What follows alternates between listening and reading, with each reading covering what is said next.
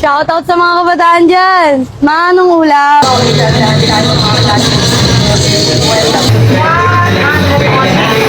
Sarap.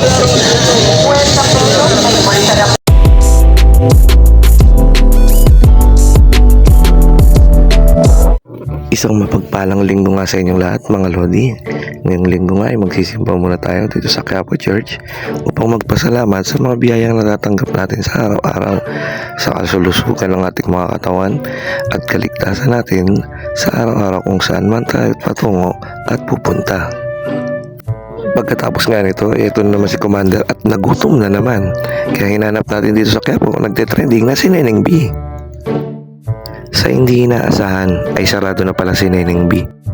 Ngunit sa hindi rin namin inaasahang pagkakataon ay may nakita rin kami dito sa kalagitnaan ng Quiapo at Carriedo na kung saan ang nagtitinda rin ay ang kanyang ina na patok at nagtitrending ngayon na Hungarian Sausage Overload.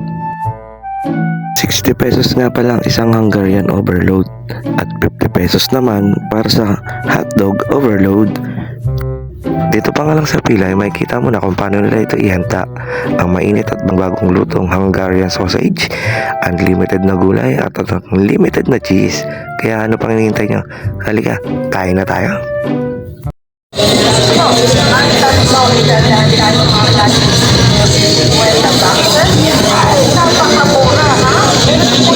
Sarap.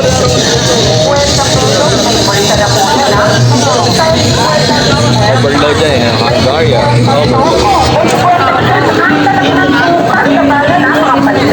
Dito yan sa may Quiapo.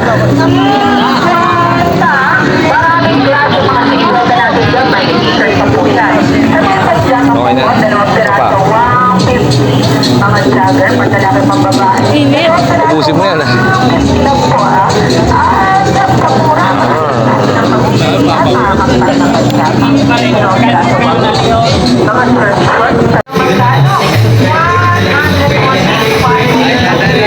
Napapapikit pa. Overload. Ang layan. Depende lang.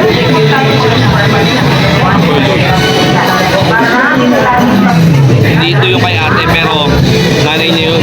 Depende lang.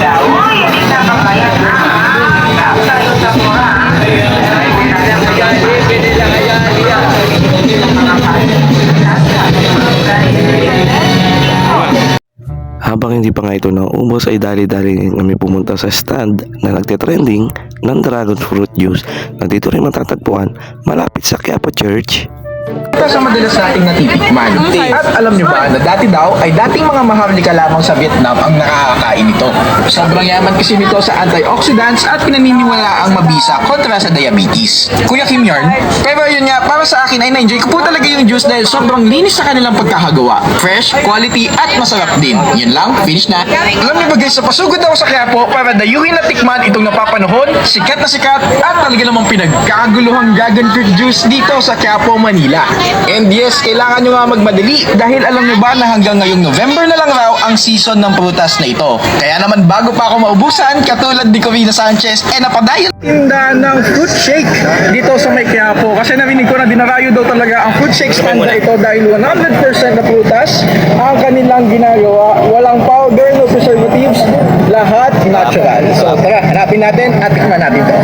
At yun nga, bali ito nga pala ang legendary fruit stand ni Aling Nene na matatagpuan lamang sa Hidalgo Street, Plaza Miranda, Quiapo, Manila. Madali nyo nga lamang ito makikita dahil sa may tapat lamang sila mismo na simbahan ng Poong Nazareno at sobrang legendary naman talaga ng fruit juice stand na ito dahil napag-alaman ko na may 30 years na pala silang nagtitinda dito sa Quiapo at minana na lang ni Aling Nene ang patasan na ito sa kanyang nanay na si Lola Esther. At ito nga nakikita natin na katuwang na niya Overload na sandwich. Dragon fruit juice. Dito sa Quiapo. talaga walang powder, talagang 100% dragon fruit ang kanilang nilalagay. Very good. Very good. Thank you. So yun nga guys, andito tayo ngayon sa may Quiapo, Manila at dito nga tayo nagpo-portrait at ito meron akong nahanap na isang dinudumog na fruit stand na talagang So yun nga lang ngayong linggo mga Lodi. Kung mapapasyal kayo at magsisimba ngayong linggo dito sa Quiapo Church, ay huwag niyong kalimutang bisitahin si Neneng B at ang kanyang Hungarian overload sausage at itong dragon fruit juice na nagtitrending walang iba kundi dito lang sa Quiapo Church. Hanggang sa susunod na pamamasyal at pagkain mga Lodi.